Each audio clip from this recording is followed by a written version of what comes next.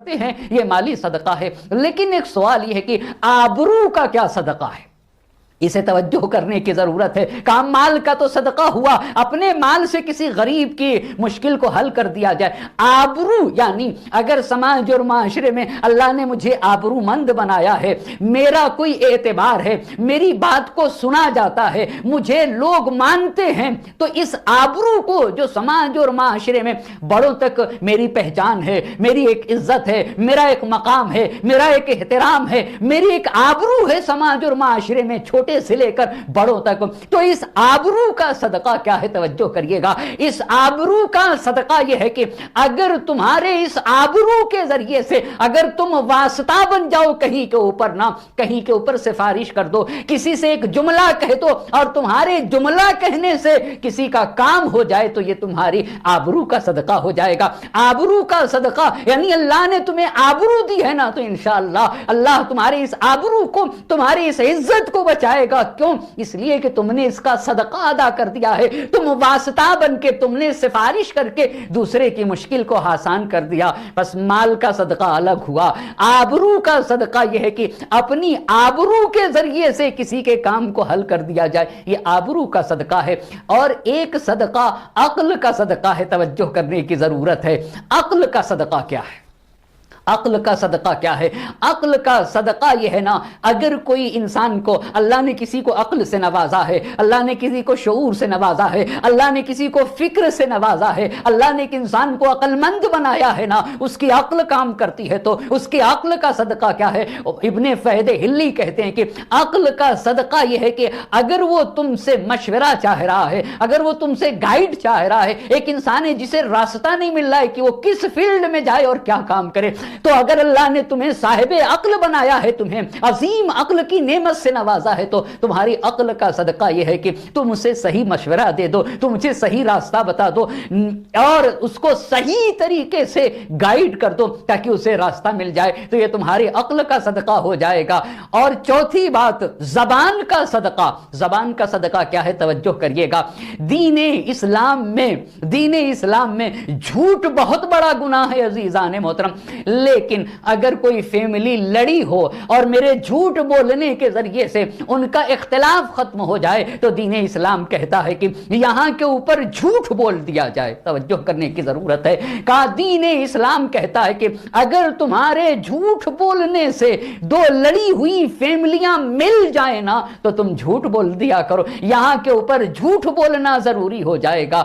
اور مولا کائنات نے نہج البلاغہ میں یہ ارشاد فرمایا ہے، اصلاح ذات البین افضل من صلاۃ عامہ۔ توجہ کریے گا، دو لوگوں کو جو آپس میں لڑے ہوئے ہیں انہیں ملا دینا سال بھر نماز پڑھنے سے افضل ہے، سال بھر روزہ رکھنے سے افضل ہے، اتنا اہم ہے۔ آپ فرماتے ہیں کہ زبان کا صدقہ یہ ہے نا کہ اس زبان کے ذریعے سے اختلاف ایجاد نہ کیا جائے۔ اس زبان کا صدقہ یہ ہے کہ اگر کسی فیملی میں بھائی بھائی میں لڑائی ہے، ماں باپ میں لڑائی ہے، بیٹے اور باپ میں لڑائی ہے، بہت توجہ کریے گا، بیوی اور شوہر میں لڑائی ہے نا، تو اس زبان کا صدقہ یہ ہے کہ ان کی لڑائی کو ختم کر دیا جائے، ان کے اختلاف کو ختم کر دیا جائے۔ اگر یہ زبان اختلاف کو ختم کرنے کے لیے چل رہی ہے تو تم نے زبان کا صدقہ ادا کر دیا۔ پانچواں صدقہ علم کا صدقہ آپ نے بتایا ہے۔ علم کا صدقہ یہ ہے کہ اگر اللہ نے تمہیں زیور علم سے آراستہ کیا ہے نا، تو اسے رکھے نہ رہو، اس کو بانٹنے سے کتراؤ نہیں، دور نہ بھاگو۔ علم کا صدقہ یہ ہے کہ اللہ نے اگر تمہیں علم سے نوازا ہے تو تم دوسروں کو بانٹتے چلے جاؤ، جتنا علم دوسروں کو دیتے چلے جاؤ گے اللہ تمہارے علم میں اضافہ کرتا چلا جائے گا۔ ایک صلوات پڑھ دیں بر محمد اور آل محمد۔ دیکھا عزیزان محترم، بس پہلی تعلیم میرے امام نے کی، مظلوم ہے اگر اور تم اس کی ہیلپ کر سکتے ہو تو ہیلپ کرو۔ دوسری بات، کسی نے نیکی کی ہے نا تو تم اس کا شکریہ ادا کرنا نہ بھولو۔ تیسری بات، اگر کسی نے تمہارے ساتھ بدی کی ہے اور وہ آ کر تم سے معافی چاہ رہا ہے تو تم اسے معاف کر دو۔ چوتھی بات، اگر کوئی ضرورت مند تمہارے پاس آ جائے نا اور ضرورت مند آ کر اپنی ضرورت کا تقاضا کرے تو تم اسے خالی ہاتھ نہ پلٹا دو، تم اس کی ضرورت ضرورت کو اپنی ضرورت کے اوپر مقدم کرو. اس طریقے سے آپسی ہمدردی پیدا ہوگی, ایک دوسرے کے محبت پیدا ہو جائے گی, اور محبت کے نتیجے میں معاشرے کی اصلاح ہوتی چلی جائے گی. یہ 4 باتیں. 5ویں بات, میرے امام نے دعا نمبر 38 نمبر کی دعا میں جو 5ویں تعلیم دی ہے نا بشریت کو, وہ یہ ہے کہ امام نے ارشاد فرمایا ہے بارگاہ رب العزت میں, وَمِنْ حَقٍ وَمِنْ ذِي حَقٍ لَذِمَنِي لِمُؤْمِنٍ فَلَمْ أُوَفِّرْهُ. ہماری گردنوں پہ ایک دوسرے کے حقوق بنتے ہیں عزیزان محترم. ہم صاحب ایمان ہیں نا, تو صاحب ایمان ہونے کے نتیجے میں, پڑوسی ہونے کے نتیجے میں, مسلمان ہونے کے نتیجے میں ایک دوسرے کے حقوق ہماری گردنوں کے اوپر آتے ہیں. روایت نے یہاں تک لکھا ہے کہ دیکھو, اپنے برادر ایمانی کو, اپنے مومن بھائی کا احترام کرنا, دیکھو اپنے مومن بھائی کو کبھی غصہ نہ کرنا. اور یاد رکھ لو یہ بھی حقوق بتائے گئے ہیں کہ اگر تمہارے پاس نوکر ہے, تمہارے پاس خادم ہے, اور تمہارے دوسرے برادر ایمانی کے پاس کوئی نوکر کوئی خادم نہیں ہے, تو کبھی اپنے نوکر کو اس کے گھر بھیج دو تاکہ تمہارا نوکر اس کے گھر کے جو کام ہے نا, اس کے بیڈ کو صحیح کر دے, اس کے گھر کو صحیح کر دے, اس کے کپڑے کو دھل دے. یہ حقوق بتائے گئے ہیں. مریض ہو جائے تو اس کی عیادت کرنے کو چلے جاؤ, اور اگر وہ تم سے کوئی بات کہے تو اس کی بات کو ٹالو نہیں, اور جو تم اپنے لیے پسند کرتے ہو وہ اس کے لیے بھی پسند کرو. میرے امام نے 5ویں تعلیم دی, اے میرے اللہ, میری گردن پہ اگر کسی برادر ایمانی کا حق ہے اور میں اس حق کو پورا نہ کر سکا ہوں, تو اے میرے اللہ میں تیری بارگاہ میں عذر چاہتا ہوں, میں تجھ سے معافی چاہتا ہوں کہ میری گردن پہ کسی برادر ایمانی کا کوئی حق رہا ہو اور میں اس حق کو پورا نہ کر سکا ہوں. یہ 5ویں بات. مظلوم پر ظلم ہو تو اس کی مدد کرو اگر مدد کر سکتے ہو. کوئی تمہارے ساتھ نیکی کرے تو اس کا شکریہ کرنا نہ بھولو. کسی نے تمہارے ساتھ برائی کی ہے اور معافی مانگ رہا ہے نا, تو اسے معاف کر دو. 4تھی بات, اگر ضرورت مند ہو کوئی انسان اور تم سے تقاضا کر لے تو اس کی ضرورت کو اپنی ضرورت پر مقدم کرو.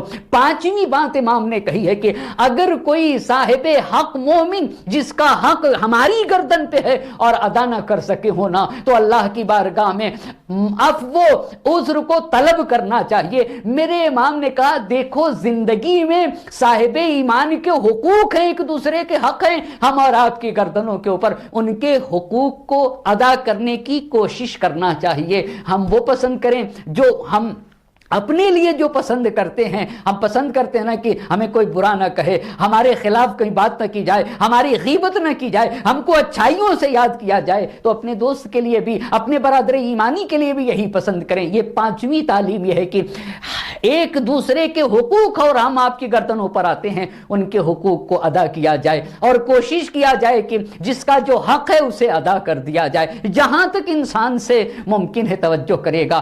6ٹھی بات اور آخری بات دعا نمبر 38 میں جو امام نے بتائی ہے, وَمِنْ عَيْبٍ ظَاهَرَ وَمِنْ عَيْبٍ مُؤْمِنٍ ظَاهَرَ لِي فَلَمْ أَسْتُرْهُ. توجہ کرنے کی ضرورت ہے.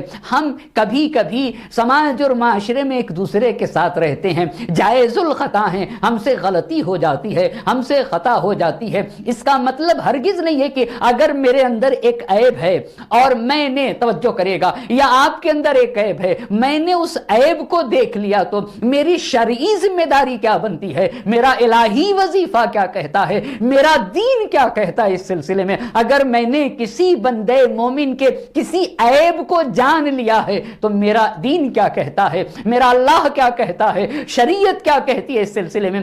شریعت کہتی ہے کہ اگر کسی کا عیب تمہارے لیے ظاہر ہو گیا ہے تو دیکھو اس عیب کو چھپا لینا, عیب کو ظاہر نہ کر دینا. کتنی عظیم بات ہے. اگر ہر انسان ایک دوسرے کے عیب کو چھپاتا پھرے نا تو ہر انسان عزت کے ساتھ, آبرو کے ساتھ سماج اور معاشرے میں رہ سکے گا. انسان کی عزت اور آبرو محترم ہے عزیزان محترم. میرے 4تھے امام نے 6ٹھی تعلیم کیا دی ہے, 6ٹھی تعلیم یہی تو دی ہے نا, اے میرے اللہ میں تجھ سے عذر چاہتا ہوں, من عیب مؤمن ظہر لی فلم استرہ. یعنی اگر میری زندگی میں ایسا ہوا ہو کہ کسی بندے مومن کا کوئی کوئی عیب میرے لیے ظاہر ہو گیا ہو اور میں نے اس کے عیب کو چھپایا نہ ہو. اگر ایسا ہوا ہے تو اے میرے اللہ میں تیری بارگاہ میں عذر کا خواہاں ہوں, میں تیری بارگاہ میں معافی طلب کرتا ہوں. اے اللہ اگر ایسا ہوا ہے تو مجھے معاف فرما دینا. دیکھا عزیزان محترم کتنا اہم ہے, کتنا اہم مرحلہ ہے. کمال یہی ہے نا کہ انسان اپنے برادر ایمانی کے عیب کو چھپا لے جائے, وگرنہ قرآن کی صریح آیت ہے, واضح لفظوں میں قرآن کا یہ اعلان ہے کہ جو لوگ اپنے برادر ایمانی کے عیب کو شائع کرتے ہیں, یعنی ظاہر کر دیتے ہیں, لوگوں کے سامنے آ کر بیان کر دیتے ہیں ایک چھپا ہوا عیب ہے, لوگوں کے مجمع میں آ کر لوگوں کے درمیان جا کر اس کے عیب کو بیان کر دیتے ہیں, تو قرآن کہتا ہے کہ ان کے لیے آخرت میں دردناک عذاب رکھا گیا ہے. عذاب بھی ہے اور کہا ہے قرآن نے عذاب علیم, دردناک عذاب ہوگا. لہذا اپنے سماج اور معاشرے میں ان 6 باتوں کی جو میرے چوتھے امام نے تعلیم دی ہے, اگر اس کا خیال کیا جائے تو ایک الہی اور ایک اسلامی معاشرہ وجود میں آ سکے گا. ایک صلوات پڑھ دے بر محمد اور آل محمد.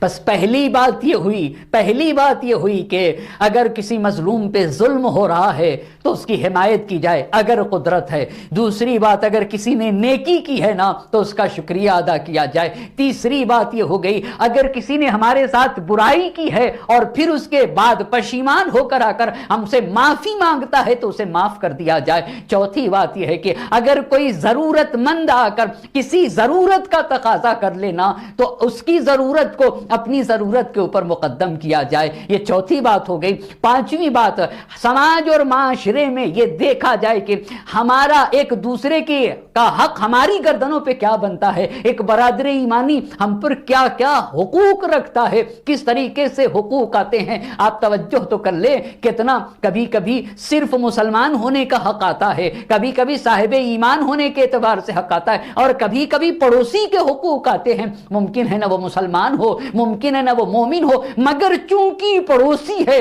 لہذا پڑوسی ہونے کی بنیاد کے اوپر حقوق آتے ہیں. کہاں تمہیں غور کرنا چاہیے کہ لوگوں کے حقوق کیا ہیں تمہاری گردنوں پہ تاکہ تم ان کے حقوق کو ادا کرو. اور چھٹی بات یہ کہ دیکھو زندگی میں کبھی بھی ایسا نہ ہونے پائے کہ اگر کسی کا عیب تمہارے لیے ظاہر ہو گیا تو تم اس کے عیب کو لے کر اچھل پڑو اور لوگوں کے درمیان ظاہر کر دو. بس عزیزان محترم یہ صحیفہ سجادیہ کی 38ویں دعا تھی جس میں ہمارے اور آپ کے چوتھے امام نے 6 عظیم باتوں کی طرف اشارہ کیا ہے جو اصلاح معاشرہ کے حوالے سے تھی, جو اخلاقی تربیت سے